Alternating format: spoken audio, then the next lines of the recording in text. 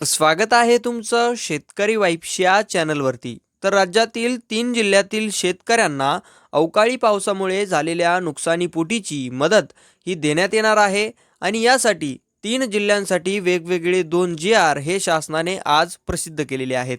या दोनही जी-आरमधून आपण या नुकसान भरपाईबाबतची सविस्तर माहिती, जिल्हे व वितरित करण्यात येत असलेला निधी याविषयीची सविस्तर माहिती ही जाणून घेणार आहोत.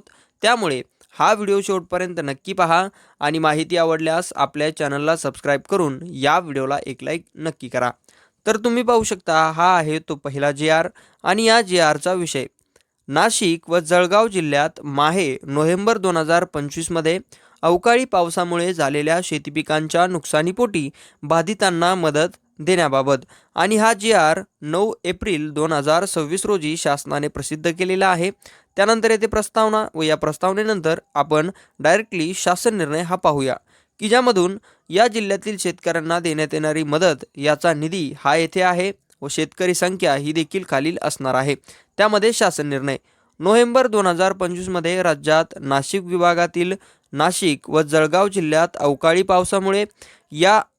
पावसामुळे शेतीपिकांच्या नुकसानीसाठी शेतकऱ्यांना मदत देण्याकरिता संदर्भित क्रमांक 2 येथील शासन निर्णयान्वये निश्चित केलेल्या दरानुसार एकूण रुपये 17,08,90,000 एवढा निधी हा वितरित करण्यास शासनाची मंजुरी ही देण्यात येत आहे.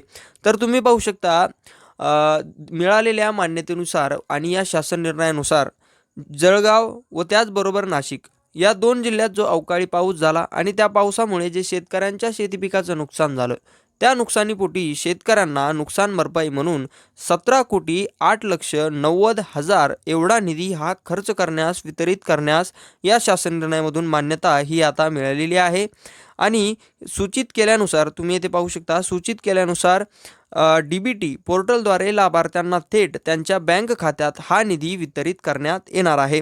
त्यानंतर आता आपण दिलेल्या विवरणपत्रानुसार माहिती पाहूया की या 2 जिल्ह्यातील कालावधी, शेतकरी संख्या, बाधित क्षेत्र व वितरित करण्यात असलेला निधी. त्यामध्ये तुम्ही पाहू शकता, येथे विभाग आहे तो म्हणजे नाशिक विभाग आणि येथे जिल्हे आहेत नाशिक व जळगाव. यांचा कालावधी नोव्हेंबर 2025 व त्यानंतर बाधित शेतकरी संख्या नाशिकची असणार आहे 6,992 आणि जळगावची असणार आहे 10,659. म्हणजेच नाशिक जिल्ह्यातील 6,992 शेतकऱ्यांना ही मदत दिली जाणार आहे व त्याचबरोबर जळगाव या जिल्ह्यातील 10,659 शेतकऱ्यांना ही मदत देण्यात येणार आहे. तर हा होता पहिला जी-आर की जो अवकाळी पावसाच्या नुकसान भरपाईबाबतचा होता. आता आपण यापुढील दुसरा जी-आर यामध्ये पाहूया. तुम्ही पाहू शकता, अवकाळी पावसामुळे झालेल्या नुकसानीपोटी हा दुसरा जी-आर आहे. या जी-आरचा विषय हा तुम्ही येथे पाहू शकता. चंद्रपूर जिल्ह्यात माहे फेब्रुवारी 2026 मध्ये अवेळी पावसामुळे झालेल्या शेतीपिकांच्या नुकसानीपोटी बाधितांना मदत ही देण्याबाबत आणि हा देखील जी-आर दिनांक 9 एप्रिल 2026 रोजी शासनाने प्रसिद्ध केलेला आहे. त्यानंतर येथे या शासन निर्णयाची प्रस्तावना व या प्रस्तावनेनंतर आपण येथे शासन निर्णय हा येथून पाहूया की त्यामध्ये तुम्ही पाहू शकता, शासन निर्णय फेब्रुवारी 2026 मध्ये राज्यात नागपूर विभागातील चंद्रपूर जिल्ह्यात अवेळी पाऊस म्हणजेच अवकाळी पाऊस यामुळे शेतीपिकांच्या नुकसानीसाठी शेतकऱ्यांना मदत देण्याकरिता संदर्भित क्रमांक 2 येथील शासन निर्णयान्वये निश्चित केलेल्या दरानुसार एकूण रुपये 1,85,30,000 एवढा निधी हा वितरित करण्यास शासनाची मंजुरी ही देण्यात येत आहे.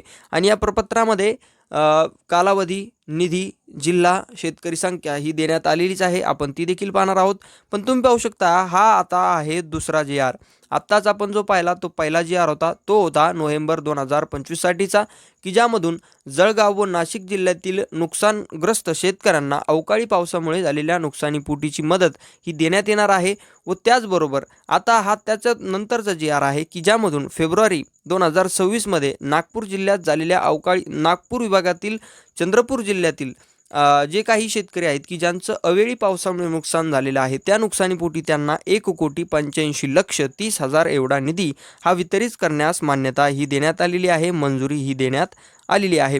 या काही सूचना आहेत व या सूचनानंतर डायरेक्टली हे शासन प्रपत्र आहे की ज्यामध्ये इथे तुम्ही पाहू शकता जिल्हा चंद्रपूर, कालावधी फेब्रुवारी 2026, बाधित शेतकरी संख्या 2505 म्हणजे 2505 बाधित क्षेत्र व वितरित करण्यात येत असलेला निधी.